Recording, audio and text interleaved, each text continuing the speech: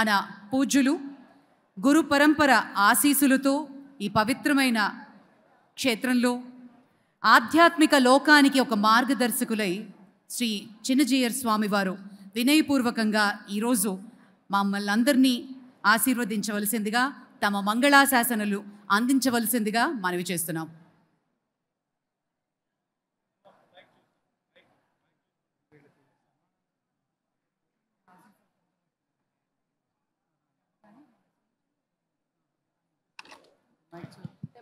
जय श्रीमन्नारायण जय श्रीमन्नारायण.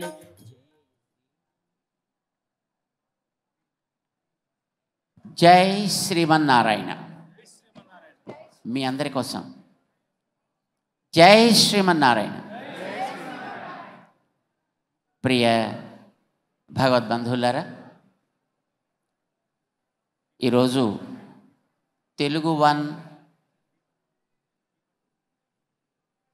రజతోత్సవాన్ని 25 సంవత్సరాల పండుగని చేసుకుంటున్నందుకు శ్రీమాన్ రవిశంకర్ దంపతులకి, వారితో పాటు కలిసి ఈ మహోద్యమంలో ప్రతి క్షణము తోడుగా ఉండి ఈ స్థాయికి ఎదిగేటట్టు చేసిన వారి బోర్డ్ ఆఫ్ డైరెక్టర్స్కి, వారి టీం మెంబర్స్కి అందరికీ కూడా మేము అనేక మంగళ ఆశాసనాలని చేస్తున్నాం. ప్రపంచంలో ఏ మూలకి వెళ్ళినా, ఏ దేశానికి వెళ్ళినా అక్కడ తెలుగుతనాన్ని అందించేటటువంటి ఒక ఏకైక మాధ్యమంగా తెలుగు వన్ని చాలా చక్కగా డెవలప్ చేసినటువంటి శ్రీమాన్ రవిశంకర్ గారు, వారి యొక్క ఉద్యమ స్ఫూర్తికి, వారికి ఉండేటటువంటి ముందు చూపుకి మేము అనేక మంగళాశాసనాలు చేస్తున్నాం. అమెరికాలో కానీ, యూరప్లో కానీ, ఆస్ట్రేలియాలో కానీ ఎక్కడ తిరుగుతున్నా తెలుగు వన్ రేడియో ముఖ్యంగా అన్ని చోట్ల వినిపిస్తూ ఉంటుంది. అప్పుడప్పుడు మాతో మాట్లాడుతూ ఉంటారు కూడా. మేము కారులో ప్రయాణం చేస్తున్నా మాతో మాట్లాడిస్తూ ఉంటారు. వారి యొక్క యోగ్యమైనటువంటి వ్యక్తులని గుర్తించి వారిని ముందుకి తీసుకొని వెళ్ళాలి అనేటటువంటి ఆ చూపుకి, ముందు చూపుకి, విజన్కి మేము చాలా సంతోషిస్తున్నాం. నిజానికి భారతదేశంలో తెలుగువారికి ఉండేటటువంటి ప్రాచీనత ఎవరికీ లేదు.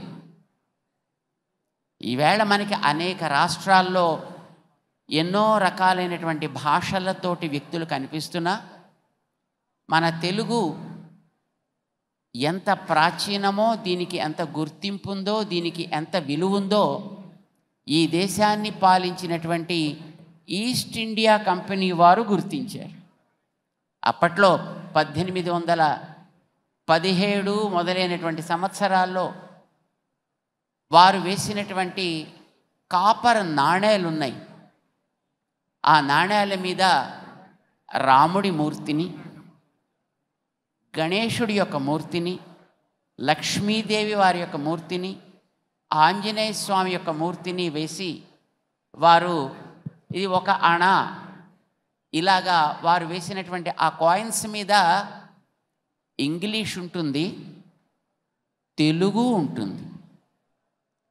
బహుశా భారతదేశానికి స్వాతంత్ర్యం వచ్చిన తర్వాత కూడా 1970s దాకా, 1970 దాకా మన దగ్గర ఉండేటువంటి రూపాయి బిళ్ళల మీద 1 రూపీ, 1 రూపాయ, 1 రూపాయి తెలుగు ఉండేది. బహుశా తెలుగు రాష్ట్రాన్ని తీసుకురావడానికి పట్టాభి గారు ఆ రోజుల్లో కేంద్రంలో అప్పుడు జరిగేటటువంటి చర్చల సందర్భంలో వారి ముందర అప్పట్లో వాళ్ళు వేసినటువంటి ఆ కాయిన్ని విసిరే దాని మీద వాళ్ళకి తెలిసింది తెలుగు భాషకు ఒక ప్రాధాన్యం ఉంది అని గుర్తించకపోవడం మన దౌర్భాగ్యం అని వారు చెప్పిన తదుపరి మనకి రాష్ట్రంగా గుర్తింపు వచ్చింది అనేది మన చరిత్ర. తెలుగు భాషకి, తెలుగు వ్యక్తికి ఒక ప్రాధాన్యం ఉంది, ఒక గొప్పతనం ఉంది, ఒక చైతన్యం ఉంది, ఒక చురుకుతనం ఉంది, ఒక సృజనాత్మక శక్తి ఉంది. అయితే దానికి ప్రోత్సాహం కావాలి. చాలా కాలం ఆ ప్రోత్సాహం తెలుగు భాషకి లభించలేదు అనేది చరిత్ర చెప్పే వాస్తవం. బహుశా మనందరికీ తెలుసును, ప్రపంచ చరిత్రలో మన భారతదేశానికి ఒక గొప్పతనం ఉంది. భారతదేశానికి ఒక ప్రాచీన చరిత్ర ఉంది. ఇది ప్రపంచంలో ఉండేటటువంటి సాహిత్యాల్లో కానీ చరిత్రల్లో కానీ అతి ప్రాచీనమైనది. కానీ దాన్ని, ఈ భారతాన్ని ఇతర దేశాలు గుర్తించడానికి ఒప్పుకోవు. ఎలాగైనా దీన్ని అణచాలి అనేటటువంటి ప్రయత్నం చేస్తాయి. ఇదే క్రమంలో భారతదేశం లోపల చూస్తే అంతర్గతంగా తెలుగువారికి ఒక ప్రాచీనత, తెలుగువారికి ఒక గొప్పతనము, తెలుగువారికి ఒక ప్రత్యేకత ఇవి ఉన్నాయి. ఇందాక మనం వింటున్నాం. అది ఏ రంగంలో మనం తీసుకున్నా, కళారంగం కావచ్చు, సాహిత్య రంగం కావచ్చు, సాంస్కృతిక రంగం కావచ్చు, వైద్య రంగం కావచ్చు, విద్యారంగం కావచ్చు, భోజన రంగం కావచ్చు, ఎందులోనైనా తెలుగుతనానికి ఒక గొప్పతనం ఉంది. మన భారతదేశంలో ఏ ఇతర భాషలలోనూ కావ్యాలు లేని రోజుల్లో మన తెలుగులో భారతం మొట్టమొదట ఇచ్చినటువంటి మహానుభావులు రాజరాజ నరేంద్రుడి కాలంలో, అంటే 1000 సంవత్సరాలకి పూర్వం మన తెలుగుతనానికి ఉంది. అప్పటికే తెలుగులో ఒక కావ్యం అద్భుతమైనది వచ్చింది అంటే అంతకుముందు ఎప్పటి నుంచి ఆ భాష వికాసాన్ని పొంది ఉండకపోతే పద్య రూపంలో, కావ్యాల్లో అది రాగలుగుతుంది. ఇప్పుడిప్పుడు వస్తున్న ఇతర భాషలలో ఆ కావ్యాలన్నీ కూడా భారతం లాంటి మన ఇతిహాసాలు కూడా. కానీ తెలుగుతనాన్ని, తెలుగుకుండేటటువంటి ప్రాధాన్యాన్ని ఇప్పటికీ గుర్తించడానికి భారతదేశంలో ఉండేటువంటి ఇతర భాషల వాళ్ళు ఒప్పుకోరు. ఆ రకంగా తెలుగు దళిత భాష అయిపోయింది. అంటే నొక్కివేయబడినటువంటి భాష అయిపోయింది. మహానుభావులు అయినటువంటి పెద్ద పెద్దలు, పండితులు తెలుగును గురించి చెబుతూ ఆంధ్రత్వం ఆంధ్ర భాషాచ నాల్పస్య తపస ఫలం అని వాళ్ళు చెప్పారు. అంటే తెలుగుతనం కానీ, తెలుగు భాష కానీ ఎన్నో లక్షల జన్మల పుణ్యం వల్ల కానీ లభించదు అని మహానుభావులు చెప్పారు. అప్పయ్య దీక్షితులు లాంటి మహానుభావులు. తెలుగుతనానికి ఉండేటటువంటి గుర్తింపు అది. దీన్ని దేశ భాషలందు తెలుగు లెస్స అంటూను ఇటాలియానా ఆఫ్ ఈస్ట్ అని తెలుగు భాషని ఎవరెవరో గుర్తించారు.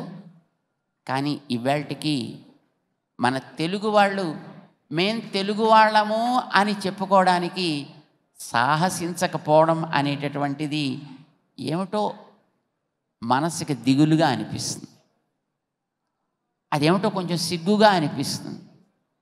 కానీ మన రవిశంకర్ దంపతులు, వారి టీమ్ ఆఫ్ డైరెక్టర్స్ ఈ దిగులుని పోగొట్టడానికి, ఈ రకమైనటువంటి చిన్నతనాన్ని పోగొట్టడానికి వారు తెలుగు 1 ఆరంభం చేసి 25 సంవత్సరాల క్రితం కేవలం మన ప్రాంతంలో కాకుండా ప్రపంచంలో అన్ని వైపుల నుంచి చుట్టుకుంటూ ఒక సుడిగుండంలాగా దీనిని ముందుకు తీసుకువెళ్ళారు, తీసుకువెడుతున్నారు.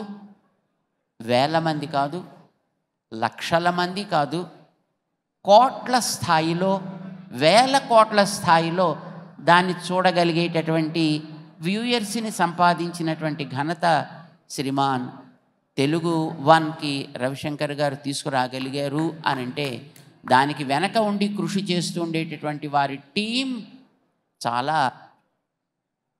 ప్రశంసించదగినది. వారందరి యొక్క సమష్టి కృషి దీన్ని ఈ స్థాయికి తీసుకువెళ్ళింది అనేది నిస్సంశయమైనటువంటి విషయం. ఎన్టీఆర్ గారి పుణ్యమా అని తెలుగు వాళ్ళు కూడా ఒకళ్ళు ఈ దేశంలో భాగము అనే గుర్తింపు తెచ్చింది. అంతకుముందు ఎప్పుడైనా ఏ ఉత్తర ప్రాంతాలకు వెడితే ఆప్ కౌన్ హై, ఓ మద్రాసీ మద్రాసీ అనేవారు తప్ప అరే తెలుగు అని అనరే. భాష ఒక వికసించినటువంటి భాష, దానిని గుర్తించే ప్రయత్నం చాలా కాలం స్వాతంత్ర్యం వచ్చిన తర్వాత కూడా చేయలేము. అప్పట్లో ఈస్ట్ ఇండియా కంపెనీ వాళ్ళు గుర్తించారు, కానీ మన వాళ్ళు గుర్తించకపోవడం దౌర్భాగ్యం. ఎన్టీఆర్ గారు ఉద్యమం ప్రారంభం చేసిన తర్వాత ఆత్మాభిమానాన్ని పెంచాలి అని ఆయన చేసినటువంటి కృషి వల్ల ప్రపంచపు మ్యాప్లో తెలుగుకు ఒక స్థానం వచ్చింది. ఇందాక మనం చూసాం, మన శ్రీమాన్ చంద్రబాబు గారు ఐటీకి ప్రపంచంలో ఇది ఒక అడ్రస్ అనేటట్లుగా దీన్ని వారు ముందుకు తీసుకువెళ్ళగలిగారు. మాకు చాలా ఆనందంగా ఉంటూ ఉండేది. బిల్ గేట్స్ ప్రైమ్ మినిస్టర్ గారికి టైం ఇవ్వలేదు ఎక్కువ, కానీ అప్పట్లో చంద్రబాబు నాయుడు గారికి 40 నిమిషాలు టైం ఇచ్చి ఆయన వీరు చేసే కార్యక్రమాలని వినడం అనేది మనందరం చూసి ఉంటాం, విని ఉంటాం, తెలుసుకుని ఉంటాం. అంటే తెలుగుకి ఒక గొప్పతనాన్ని తేవాలి, తెలుగుతనాన్ని మన పైకి తీసుకొని రావాలి. బహుశా మీ అందరికీ ఒక రహస్యం చెప్పాలి, బహుశా మీరు అంగీకరిస్తారని మేము అనుకుంటాం. ప్రపంచంలో వైదిక సాహిత్యం, వేద సాహిత్యం అనేది అతి ప్రాచీనం అని మనమే కాదు, పాశ్చాత్య వైజ్ఞానికులు కూడా అంగీకరిస్తారు. వేదానికి ఉండేటటువంటి ప్రాచీనత 1000 సంవత్సరాల ప్రాచీనత దానికి ఉంది అనేది. ఆ వేదంలో ఉండేటటువంటి నుడికారాలు, ఆ వేదంలో ఉండేటటువంటి ప్రయోగాలు ఎక్కడైనా ఉన్నాయి అనంటే దాని తర్వాత తెలుగులోనే ఉన్నాయి, ఇతర భాషల్లో లేవు. అది మా మేడసాని గారి లాంటి వారిని మీరు ఎప్పుడైనా సంప్రదిస్తే దాన్ని వారు మీకు మరింత చక్కగా విస్తరించి చెప్పగలుగుతారు. కానీ ఒక మాట మాత్రం మీ అందరికీ చెప్పాలి, వేద విజ్ఞానంలో అభినిధానము అని ఒక సూత్రం ఒకటి ఉందండి. దాంట్లో ఒక నియమం ఏమిటంటే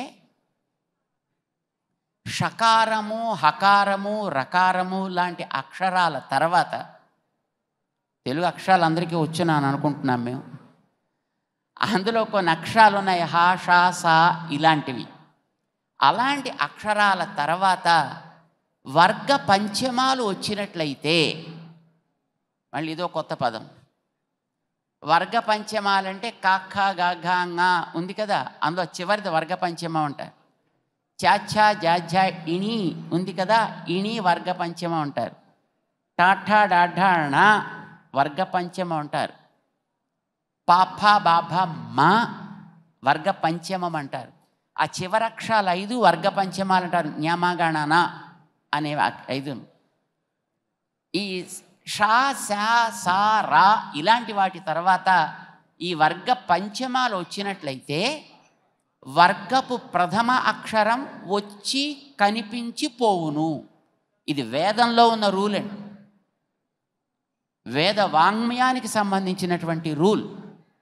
కానీ ఈ రూల్ మన దేశంలో ఉండే ఇతర భాషల వాళ్ళంతా వదిలేశారు, ఒక్క తెలుగువాడు పట్టుకున్నాడండి దాన్ని రక్షించి కాపాడినటువంటి వ్యక్తి మన తెలుగు వాళ్ళే. ఏం తెలిసింది మీకు? ఏమీ తెలియలేదు. మీకు దాన్ని ఒక ఉదాహరణతో చెప్తా. స్నానము పదం విన్నారు ఎప్పుడైనా?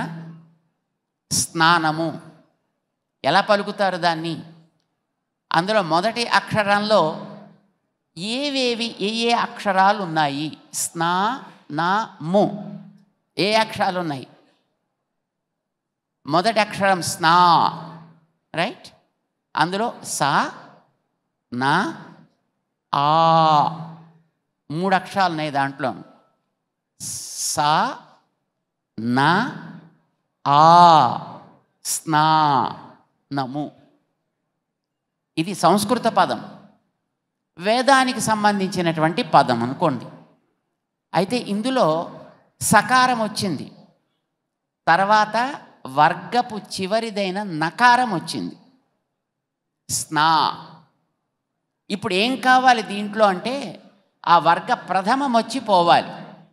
నకారానికి ఆ ఉండేటటువంటి వర్గ అక్షరాలు తా థ ద ధ న, ఇవి 5 కలిపి ఒక వర్గం అంటారు. మొదటిదైన తకారము వచ్చి పోవును. ఈ నియమం వేదం చెప్పింది. కానీ ఈ నియమాన్ని మన భారతదేశపు భాషల్లో ఇతర భాషల వాళ్ళంతా వదిలేశారు. మీరు దక్షిణ భాగానికి వెడితే నీరాడుగై అంటారు స్నానానండి, నీరాడుట. ఉత్తర భారతానికి వెడితే నహానా అంటే సకారం వదిలేశారు వాడు. కానీ మన అచ్చ తెలుగు వాడిని అడిగితే మీరు స్నానాన్ని ఏమంటారండి? గ్రామాల్లోకి వెడితే సామాన్యులు వాడితే తానము, రారి రారి తానాలాడంగా ఏ గంగా, తానము. తకారం వచ్చిపోతుందని వేదం చెప్పింది, కానీ దాన్ని వదిలిపెట్టేసి నకారం మాత్రం తీసుకున్నారు. ఇతర భాషల వాళ్ళు అంతా, అది ఉత్తర వాళ్ళు కావచ్చు, దక్షిణం వాళ్ళు కావచ్చు, వదలకుండా పట్టిన వాళ్ళు తెలుగు వాళ్ళండి. ఇది వేద నియమం కదా, దాన్ని మనం కోల్పోకూడదు అని తెలుగు వాళ్ళు దాన్ని పట్టుకుని వాళ్ళు వ్యవహారంలోకి తెచ్చుకున్నారు.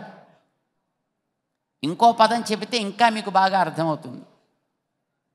కృష్ణుడు పదం విన్నారా? అందులో కృ ఏమి లేవు. రెండవ పదంష్ణ, కృష్ణ అని పదం.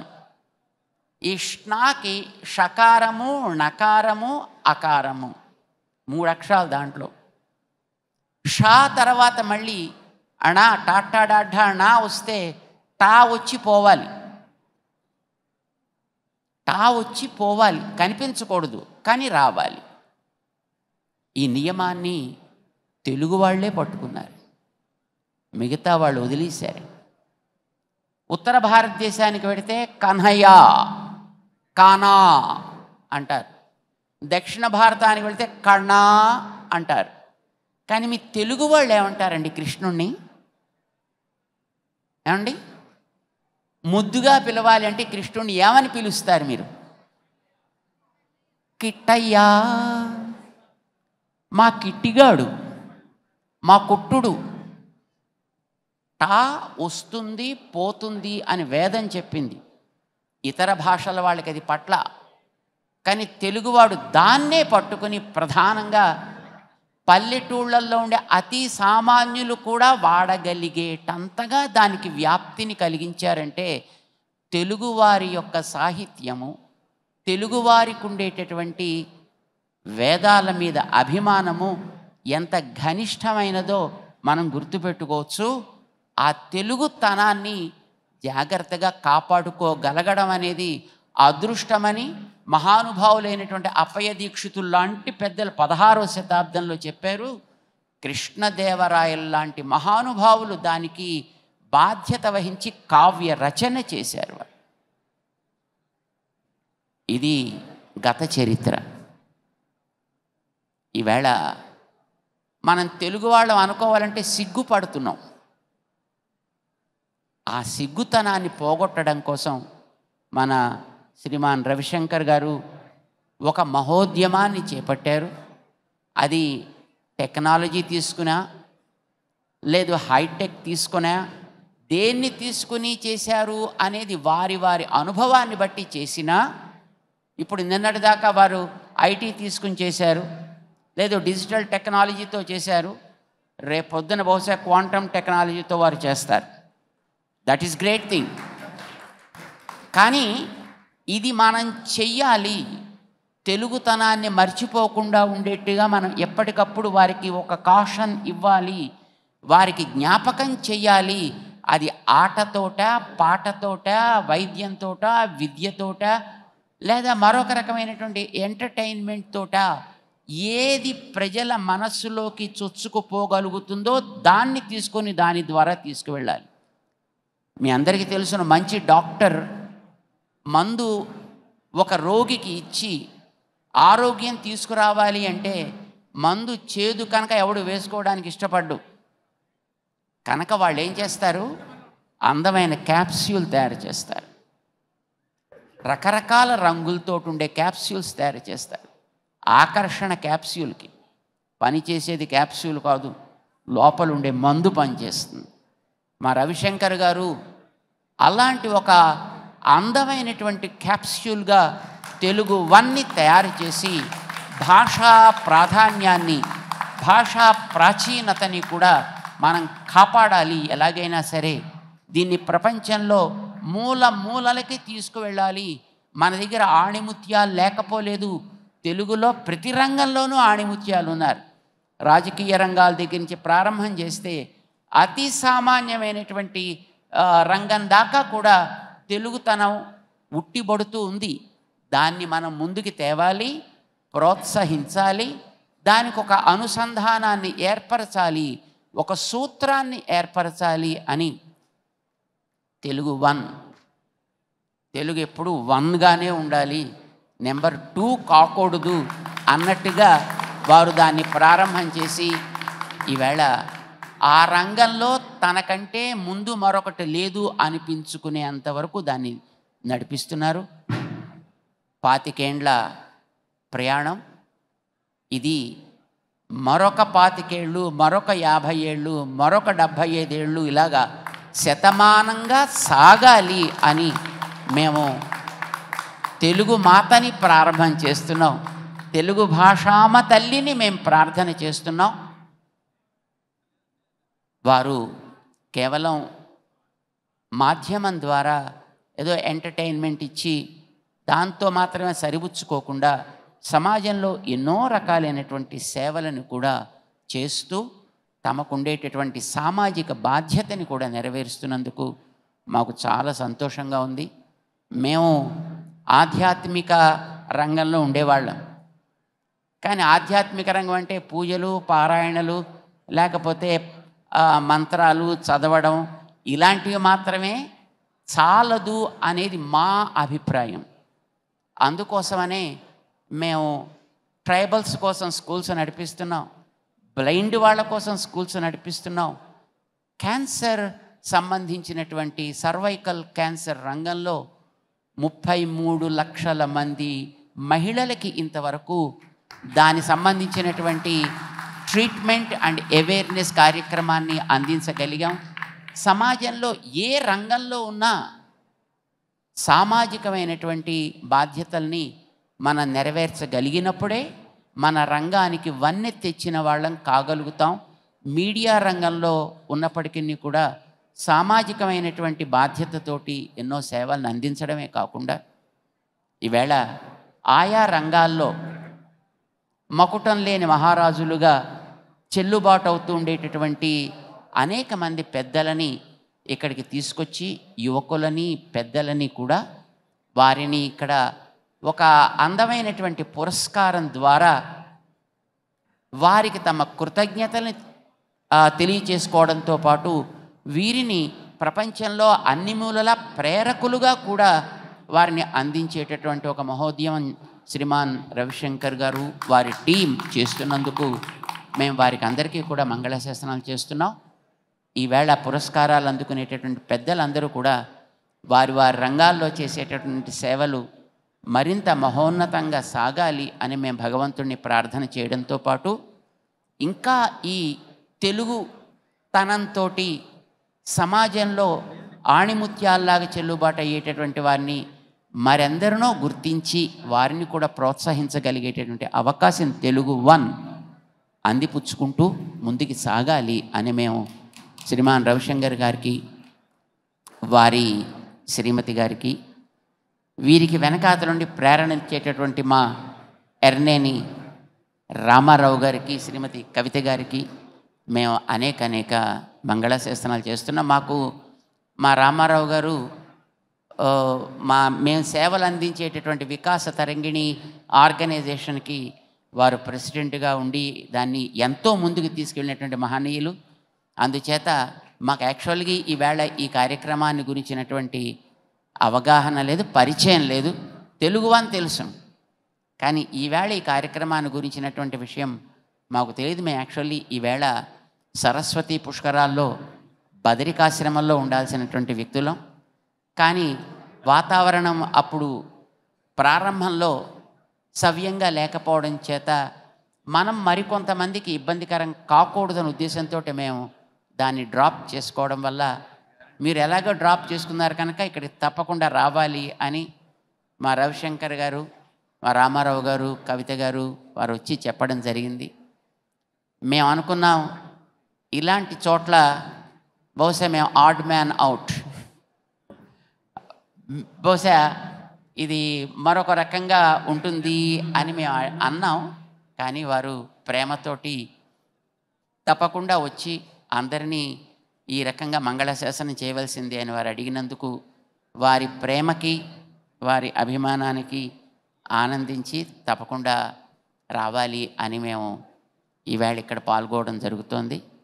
మీ అందరూ కూడా ఉత్సాహంతో, ప్రేమతోటి ఈ ఉద్యమాన్ని, తెలుగు వన్ మహోద్యమాన్ని ఇప్పుడు ప్రోత్సహిస్తూ ఉండాలి అని మీకందరికీ కూడా ఈవేళ ఇక్కడ పాల్గొని వారికి ఆ రకమైనటువంటి వెనుదన్నుగా ఉంటున్నందుకు అనేక మంగళాశాసనాలు చేస్తూ జై శ్రీమన్నారాయణ. జై శ్రీమన్నారాయణ, జై శ్రీమన్నారాయణ, జై శ్రీమన్నారాయణ, జై శ్రీమన్నారాయణ, జై శ్రీమన్నారాయణ, జై శ్రీమన్నారాయణ, జై శ్రీమన్నారాయణ.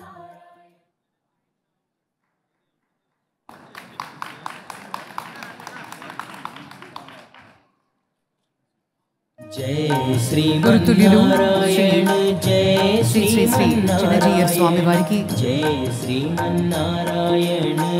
ఆత్మీయంగా మరి తెలుగు వన్ పక్షాన చేస్తున్నటువంటి సత్కార మహోత్సవం. మరి ఈ కార్యక్రమం వెనువెంటనే మన స్ఫూర్తి పురస్కారాలు, అలాగే మన వేదికని అలంకరించిన పెద్దల స్పీచ్, అలాగే కొన్ని స్కిట్స్ కూడా ఉన్నాయి. దయచేసి అందరినీ కార్యక్రమాన్ని ఆసంతం చూసి ఆనందించి వెళ్ళవలసిందిగా మనం చేస్తున్నాం.